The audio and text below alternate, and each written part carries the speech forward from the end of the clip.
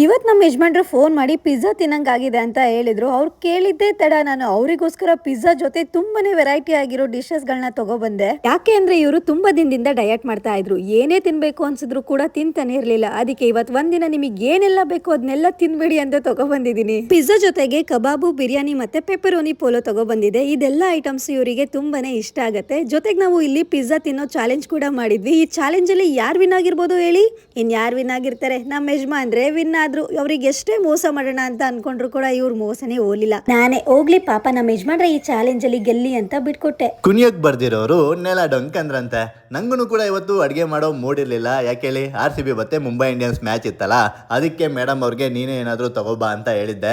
Match ಮಾತ್ರ ಸಖತ್ತಾಗಿತ್ತು. ಎಲ್ಲ ಊಟ ಎಲ್ಲ ಮಾಡಿ ಪಾತ್ರೆ ಎಲ್ಲ ತೊಳೆದಿಟ್ಟು ಮ್ಯಾಚ್ ನೋಡೋದಕ್ಕೆ ಸ್ಟಾರ್ಟ್ ಮಾಡ್ದು. ಹಾರ್ದಿಕ್ ಪಾಂಡ್ಯ ಬಂದು ಹೊಡೆದಿದ್ದು ನೋಡಿದ್ರೆ ಮ್ಯಾಚ್ನ ತಗೊಂಡು ಹೋಗ್ಬಿಟ್ರು ಅಂತ ಅನ್ಕೊಂಡಿದ್ದು.